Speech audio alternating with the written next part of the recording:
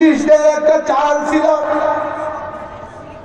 যেই লাল চামড়াওয়ালা ইংরেজরা ওই ইংল্যান্ড থেকে হাজার হাজার মাইল দূরে এসে ভারতবর্ষকে দখল করার পরে তারা কিন্তু এই দেশের মধ্যে আসার পরে তাদের বিরুদ্ধে সবসময় সংগ্রাম আর লড়াই চালিয়ে গেছে হযরতে উলামায়ে কেরাম। কথা ঠিক? মনে রাখবেন, মনে রাখবেন, আহলে হক উলামায়ে কেরাম কখনো কোনো বাতিল, কোন শরীয়ত বিরোধী, ইসলাম বিরোধী, নাস্তিক মুনকারদের কোন কর্মসূচি যখনই তারা দিবে তাদের বিরুদ্ধে প্রচন্ড বিদ্রোহ হয়ে উলামায়ে কেরাম ময়দানে অবতরণ করবে। এটা উলামায়ে কেরামের কাজ। আপনারা জানবেন, বলতে পারি নাই অনেকদিন, চেপে রাখা ইতিহাস আমাদের এই বুকের মধ্যে চাপা দিয়ে রেখেছি।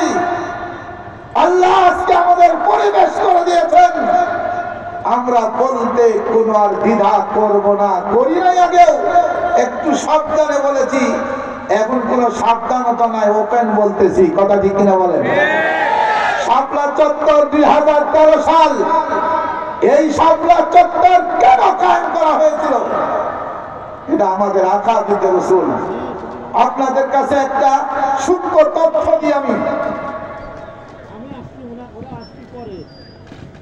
শাহ ইসমাইল শহীদ এবং সৈয়দ আহমদ শহীদ বেরলভী রাহিমাহুল্লাহ ইংরেজদের বিরুদ্ধে, ইংরেজকে ভারতবর্ষ থেকে খেদানোর জন্য বিভিন্ন জায়গায় মুজাহিদ এবং যুবকদেরকে তৈরি করে ট্রেনিং দিয়ে ইংরেজদের বিরুদ্ধে যুদ্ধ করার জন্য যখন প্রস্তুত নিল, পথের মধ্যে কথা হয়ে দাঁড়ালো রাজা রঞ্জিত সিং যারা গাদ্দার ছিল, তারা যদিও ভারতীয় ছিল, ভারতীয় থাকার পরেও মুসলমানদের এই আন্দোলনের মোকাবেলা ভারতের সরকার থেকে খায়া দালালি শুরু করেছে।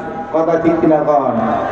আমাদের এই দেশের মধ্যেও বিগত কিছু মানুষ সরকারের সুবিধা ভোগ করে আলেম ওলামা এবং ইসলামের বিরোধিতা করেছে। কথা ঠিক কিনা বলেন? এটা সব জমানায় ছিল। আলু মার্কা, পটল মার্কা কিছু মুসলমান সব জায়গায় থাকে, এবং কিছু এরকম পেট পূজারি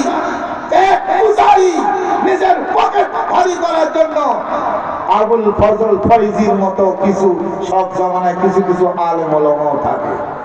এটা ঘাবড়ায় লাভ নাই, যুগে যুগে ইতিহাস আছে। রাজা রঞ্জিত সিং 1831 সালে শাহ ইসমাইল শহীদ